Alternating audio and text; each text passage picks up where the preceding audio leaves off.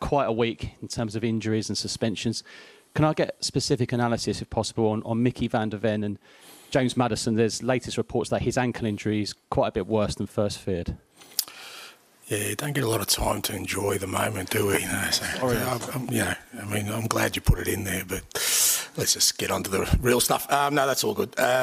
Look, obviously, fair to say there was a fair bit sort of happening after Monday night. So, if I can go through them. Mickey, obviously, with a hamstring injury, which we kind of knew was fairly significant. So, he'll probably a couple of months for him, looking into the new year. Matters, a lot worse than we thought. Obviously, again, he came off with the ankle injury, but next day wasn't great, so we sent him off for a scan. So again, not great for him. So again, probably into the new year for him.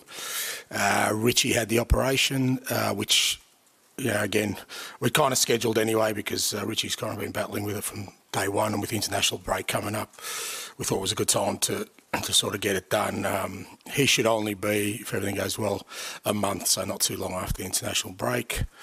They're the main ones. Obviously, we've got a couple of suspensions as well. And I think and Ben Davis is back and available. And I think everyone else is okay.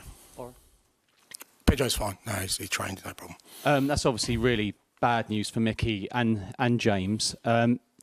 January is looming then, and I know we've spoken before about it's a smallish squad, and potentially with Davidson to moving on to Galatasaray might have been a bit short.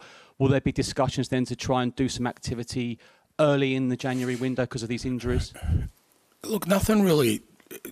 My focus right now is we've still got a fair few games between now and January, and that's where my attention's got to be. The planning in terms of January has been in the works for a while. As I said last week, Johan's in the building now. That's his kind of area. He's getting his department together. He'll get all the information, and we just got to keep working to the plan we started with. I've said right at the start, we've only had one window trying to build a team. It was never going to happen in that one window. So we've got a plan, whether that's January, whether that's the summer or beyond, and we'll work through that. But right now, what's important to me is we've got still a significant amount of games between now and January, and we want to make sure we're performing at a good level. It's quite a memorable game Monday. I all the 30-odd years I've been to White Hart Lane, Tottenham Hotspur Stadium, I've ever seen a full house when you've just lost at home to one of your big rivals. That says a lot. Is that a message to the players that are going to have greater responsibility now coming in? Everyone's got to pull together, and it's kind of an example of what you've actually been saying for the last few weeks. There's going to be some downs here as well as the ups. Yeah, look, it was like I said, it was an unusual night, Monday night, but I think from our perspective, as I said after the game, it was hard to analyse, but we still had to analyse the game, and sort of our analysis was when it was first 20 minutes, I thought we were outstanding, probably the best we've played all year. Obviously there was a couple of moments in there, then we lost our discipline, which kind of turned the game on its head in terms of just, there was so much happening and so much not happening in terms of just playing football. It disrupted us. And then we went down to 10 men. And again, I thought we coped not too bad. Obviously, had down to 9 men. And I think the message in the end was that, I think, as you said, the supporters appreciated the efforts of the players, which is important. I think that the players felt that because ultimately, I think that's what every supporter wants, that they see their players out there, the people representing their football club giving their all, but disappointed with the outcome because it was a game that, like I said, we started really well and was well within our grasp to come out on top. So there's lessons in that as well. So, but it's just another opportunity for us to grow, as a group, as a football club, as a team.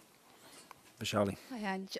Just one on Mickey. I mean, how has he been emotionally and mentally since Monday? Because he's had such a great start to life at Tottenham, and knowing that he's sustained that injury and will be out for the next couple of months, how has he taken it? Yeah, I guess like all of them, any footballer, that's probably their biggest fear is that, and it's always the possibility of injury sort of disrupting, their careers, and he was obviously disappointed, but now it's about rehab and making sure that use this time to get strong and come back better than ever. And he's got good support in the building in terms of the medical team, sports science staff, and knowing Mickey and already the time I spent with him, he'll leave no stone unturned to make sure he comes back bigger and better.